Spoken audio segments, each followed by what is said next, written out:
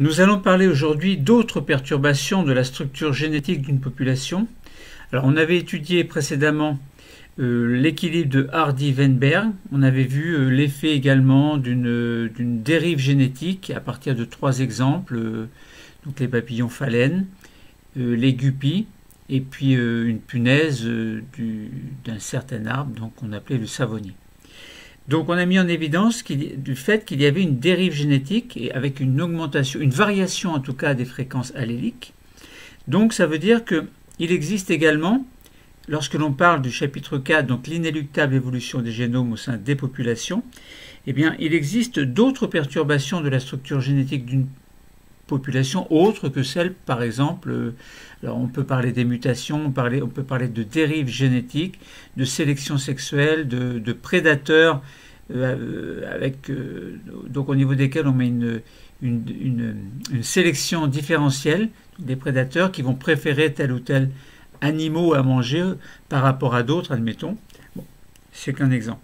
Mais il existe d'autres perturbations de la structure génétique d'une population que nous allons essayer de mettre en évidence. Alors, dans les populations réelles, différents facteurs vont empêcher d'atteindre cet équilibre théorique qui est celui de Hardy-Weinberg, dont nous avons parlé très largement dans d'autres cours. Je vous invite à aller jeter un coup d'œil. Donc, l'existence de mutations, par exemple, le caractère favorable ou défavorable de celle-ci, la taille limitée d'une population, par exemple effet de la dérive génétique, comme nous avons vu dans un autre cours, les migrations et les préférences sexuelles, voire les différenciations au niveau des prédateurs, ils vont préférer tel ou tel être vivant à manger plutôt que d'autres. Bon, c'est qu'un exemple. Les populations sont soumises à la sélection naturelle et à la dérive génétique. À cause de l'instabilité de l'environnement biotique et abiotique, une différenciation génétique se produit obligatoirement au cours du temps. Cette différenciation peut conduire à limiter les échanges réguliers de gènes entre différentes populations. Donc nous allons essayer de comprendre et d'identifier les facteurs éloignants de l'équilibre théorique de Hardy-Weinberg, notamment l'appariement non aléatoire, la sélection et la population finie. On parle de dérive génétique. Et nous allons essayer d'extraire, d'organiser et d'exploiter des informations sur l'évolution de fréquences alléliques dans ces populations. Alors, commençons par jeter un coup d'œil à un certain nombre de documents. Mais avant, donc, je répète, que ce soit bien clair, que l'on parle d'autres perturbations de la structure génétique d'une population par rapport à celles que l'on a vues dans les cours juste précédents. Donc, on avait dit que l'équilibre de Hardy-Weinberg suppose un nombre d'individus théoriques infini et une population isolée. Donc la réalité est cependant bien différente parce que les individus, le nombre d'individus théoriques dans une population n'est pas toujours infini. C'est évident. On peut avoir des flux migratoires, par exemple, qui emmènent un certain nombre d'allèles et d'autres allèles vont rester en place. C'est-à-dire que, imaginons qu'il y ait 100 allèles et que parmi ces 100 allèles, il y ait 4 allèles spéciaux qui sont emmenés par une dizaine d'individus ailleurs. Et on ne retrouvera pas les autres allèles par rapport à ces 4. Bon. Donc ça veut dire que d'autres allèles vont rester en place et des allèles vont participer au flux migratoire. Donc c'est évident que là, on n'a pas un nombre d'individus infini théorique. Et donc on peut avoir des populations qui s'isolent et donc qui vont avoir une dérive génétique beaucoup plus importante par rapport aux individus qui auront des allèles qui resteront en place. Donc on peut se poser le problème suivant, c'est dans quelle mesure les migrations et l'effectif nécessairement limité d'une population peuvent-ils modifier la structure génétique d'une population? Alors, commençons par voir l'impact de l'effectif des populations. Alors, il y a eu au XIXe siècle des communautés religieuses qui ont fui les persécutions en Europe et qui se sont installées aux États-Unis et qui ont fondé des colonies. Ces communautés, relativement isolées, présentent un taux de natalité important et des mariages ont lieu au sein de la communauté. Donc il y avait par exemple la communauté mormone qui a été créée par le rassemblement d'environ 80 000 mormons est-américains, rejoints ensuite par près de 85 000 Européens. Les communautés Amish également et Hutterites ont été fondées par quelques centaines d'individus seulement, voire moins. Donc d'un côté, on avait les Mormons, 80 000 plus 80 000, ça fait en gros 160 000. Par contre, Amish et Hutterites, quelques centaines d'individus seulement. Donc là, on voit déjà que on va travailler sur le nombre d'individus dans une population isolée, nombre d'individus où il y aura beaucoup d'individus, 160 000 contre une centaine. Bon, voilà, on va voir. Je bégaye, je parle trop vite peut-être.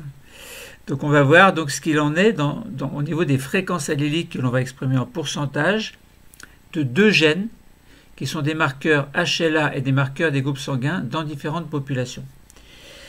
Alors, on a des allèles du gène HLA grand A, avec l'allèle A10, A11, A28. Et puis on aura d'un autre côté l'allèle du groupe sanguin du système ABO, allèle A et allèle B. Alors, on va voir ce qui se passe au niveau pourcentage allélique des marqueurs HLA et des marqueurs groupe sanguin. Au niveau donc en Europe et en Union et aux États-Unis, au niveau des Mormons, donc chez les Mormons, chez les Amish et chez les Hutterites. Alors, notez peut-être ces quelques informations qui vont vous permettre de mieux comparer ensuite. Donc pour A10, donc on va commencer par la ligne Europe et États-Unis. Donc je dis d'abord les trois allèles du gène HLA. En pourcentage, pour A10, 3 à 5%. Pour A11, 4,9 à 7,4%. Pour A28, 1,5 à 6%. Concernant l'allèle du groupe sanguin, pour A, on a 25 à 32%. Pour B, on a 6 à 14,5%. Concernant les Mormons, maintenant, donc on a dans l'ordre, le même ordre que précédemment, 2,8, 6,6, 2,8, 21 et 8. Pour les Amish, on a 0,7, 14, 0,7, 66, 6,5. Et pour les Hutterites, on a 14, 0, 0, 35 et 2. Donc voilà, donc ce tableau sur lequel vous allez pouvoir travailler. Donc on parle également, donc on en reparlera après. Là on parle, juste un mot pour dire que l'effet fondateur résulte de la migration ou de l'isolement de quelques individus à partir d'une population importante initiale. Par simple hasard, la sous-population ainsi formée peut avoir une diversité génétique différente de la population initiale. Donc l'effet fondateur, c'est quoi? Eh bien, on prend une population d'origine où il y aura par exemple de très nombreux allèles. Alors on peut les nommer, par exemple, on peut leur donner une couleur jaune, bleu, rouge, vert. Donc ça fait 4 allèles, admettons. Et puis on peut très bien imaginer des individus qui vont migrer, qui vont partir de la population d'origine, emmenant avec eux uniquement les allèles bleus et verts. Donc ça veut dire que ces individus ne sont pas représentatifs de la population initiale, puisqu'ils n'emmènent que 2 couleurs différentes, enfin 2 allèles en fait, et que sur place il reste par exemple les jaunes et les rouges et les verts, les jaunes et les rouges plutôt. Puis on peut imaginer une autre population, d'autres individus fondateurs qui vont migrer, qui vont partir de la population d'origine, pour emmener par exemple les allèles rouges, jaunes et bleus. Donc pareil, ils ne sont pas représentatifs de la population d'origine, puisqu'ils n'emmènent pas l'allèle vert. Bon, et en plus, par rapport à la population initiale qui est très importante, la population correspondant à des individus fondateurs, donc qui partent de la population d'origine, ne sont pas en très grand nombre. Donc ça veut dire qu'on va se retrouver avec un nombre d'allèles peu important dans une population peu importante. Donc il y a de grandes chances que la dérive génétique soit beaucoup plus accentuée par rapport à la dérive génétique d'une population d'origine qui possède un nombre important d'allèles, de ces mêmes allèles en fait. Donc la dérive génétique, elle résulte d'un effet d'échantillonnage, c'est-à-dire que dans une population de taille finie, la fréquence des allèles varie toujours plus ou moins sous l'effet du hasard. Alors si l'effectif est faible, les fréquences alléliques peuvent subir des variations aléatoires assez importantes quand même. Alors si vous regardez sur un graphe d'un exemple de variation aléatoire de la fréquence d'un allèle dans une population d'effectifs réduits, par exemple 50, eh bien si on regarde cette fréquence d'allèle de l'allèle A, admettons en pourcentage, eh bien on s'aperçoit qu'au bout de 100 générations, eh bien la fréquence de l'allèle A est pratiquement de 100%. Alors qu'au départ, elle était de 50% lorsqu'il y a eu le début de la migration, en fait. Bon, ça c'est une parenthèse, on en reparlera tout à l'heure. D'autre part, quel est l'effet des migrations? Eh bien, on prend un exemple d'une île, l'île Vlieland, située au nord du Pays-Bas. Là vivent deux populations de mésanges charbonnières. L'une est établie à l'est de l'île, loin du continent, tandis que l'autre est située à l'ouest et plus proche du continent. Ces mésanges sont plus ou moins adaptés aux conditions particulières de la vie sur cette petite île, et des chercheurs ont en effet noté des différences significatives de survie entre les deux populations. Donc il existe des flux migratoires en fait depuis le continent. Ça veut dire qu'il y a des migrations depuis le continent, donc population de l'ouest ou population de l'est. Bon. Au niveau de l'île Vlieland,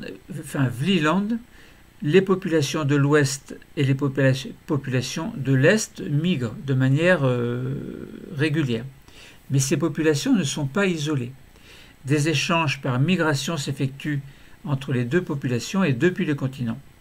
Chaque année, on constate qu'environ 43% des mésanges couvant pour la première fois dans la population de l'ouest proviennent du continent. C'est aussi le cas de 13% des mésanges de la population de l'est. En moyenne, on remarque que les individus vivant à l'ouest ont un seul grand-parent né sur l'île contre 3 pour ceux nés à l'est.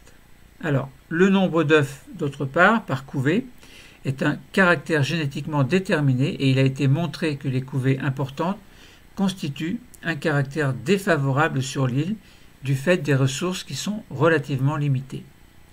Une étude a comparé l'effectif moyen des couvées dans chaque population en fonction du lieu de naissance de la mère. Alors, par exemple, si on regarde le taux de survie annuel des femelles nées dans chaque population, eh bien, le taux de survie en pourcentage des femelles nées dans la population de l'Ouest est de 20%. Tandis que le taux de survie en pourcentage des femelles nées dans la population de l'Est est de 50%. D'autre part, correspondant au nombre d'œufs par couvée dans chaque population. Donc, on regarde le nombre d'œufs en moyenne par couvée, et donc par rapport également au lieu de naissance de la mère, c'est-à-dire en dehors de Vlieland, à l'ouest ou à l'est. Eh bien, pour les populations de l'ouest, il y a à peu près 9 œufs par couvée en dehors de Vlieland. Toujours pour cette population de l'ouest, il y a environ... Alors, tout à l'heure c'était 9,5, on va dire presque 10, entre 9,5 et 10. Et là, correspondant au nombre d'œufs par couvée à l'ouest de Vlieland, eh bien, on a entre 9 et 9,5. Et à l'est de Vlieland, eh bien, on a entre 8,5 et 9 œufs par couvée pour la population de l'ouest. Tandis que pour les populations de l'est,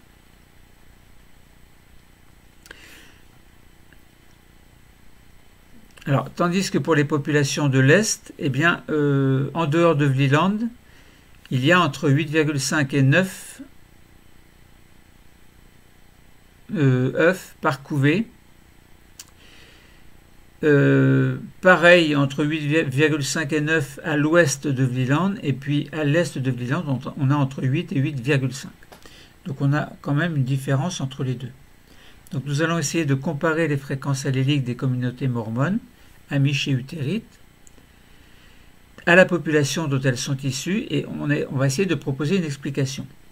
Puis on va essayer de travailler sur les modélisations pour montrer l'impact de l'effectif d'une population, et nous allons essayer de comparer les deux populations de mésanges de l'île de Vlieland et expliquer quelle peut être l'origine des différences constatées. Alors, j'ai toujours un problème avec cet ordinateur qui n'est pas assez réactif. Bon, comme d'habitude, vous avez le temps d'aller prendre un petit café. Bon, je parle peut-être un petit peu vite. Dites-le moi dans les commentaires si vous jugez que je parle trop vite. Donc là, j'attends que l'ordinateur veuille bien m'aider.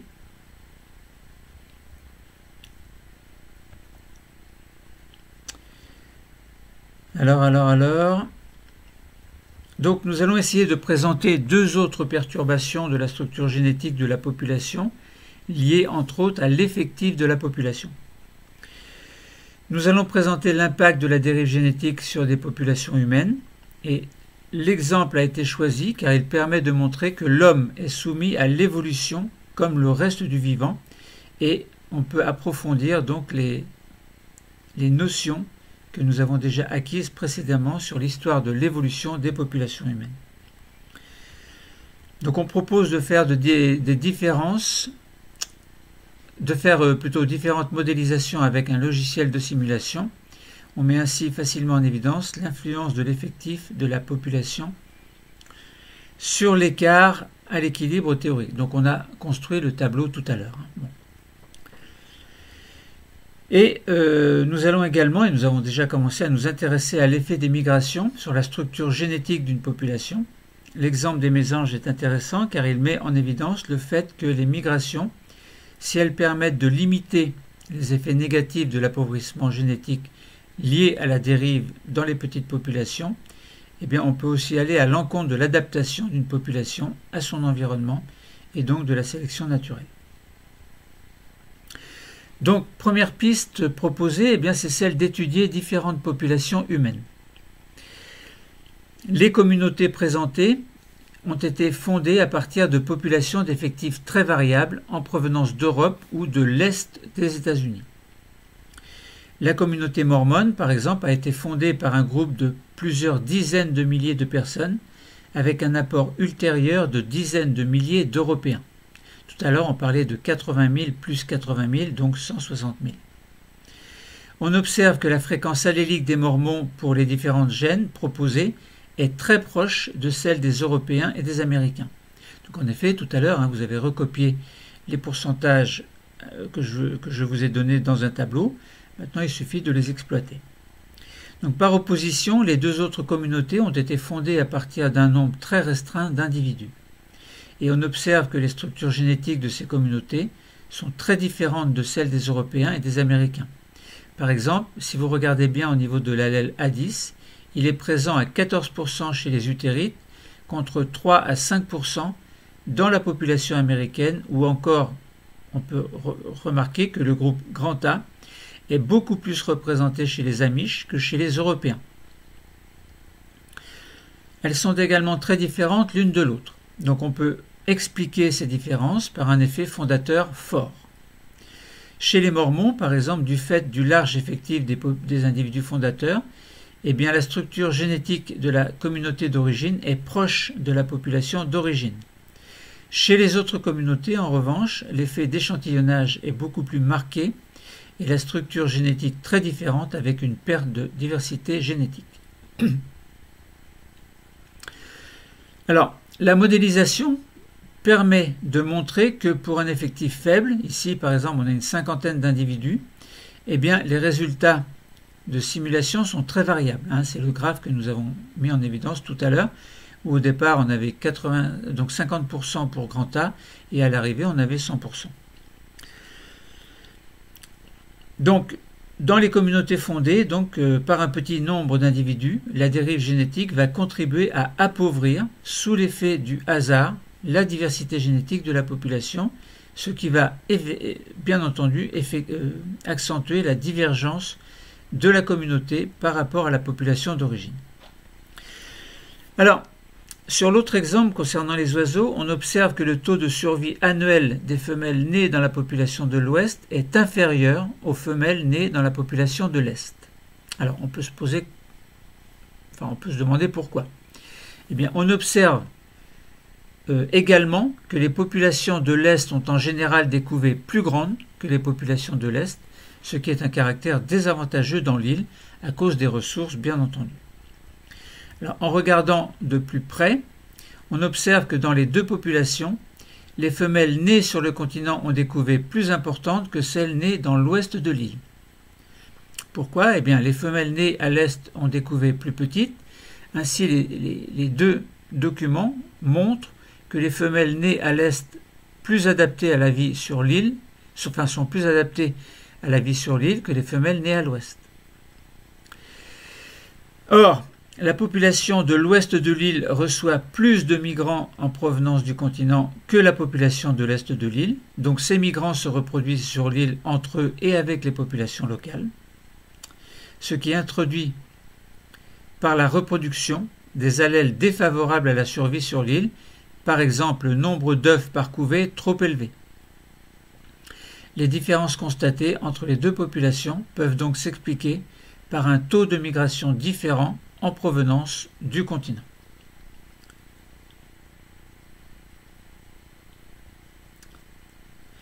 Alors, voilà, donc concernant ces autres perturbations de la structure génétique d'une population, on avait vu que l'équilibre de Hardy-Weinberg supposait un nombre d'individus théoriques infini et une population isolée.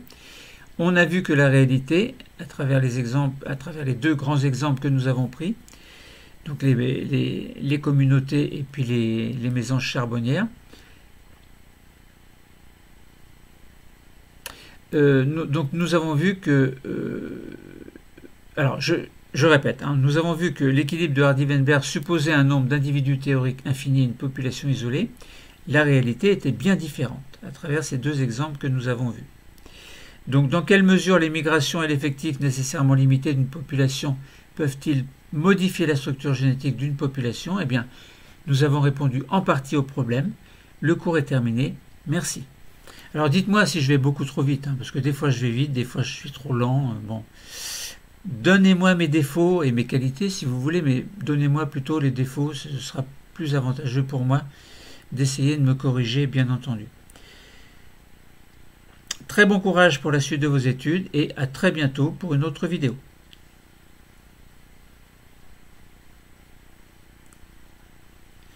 Toujours la petite photo finale. L'album de famille, quoi, hein ?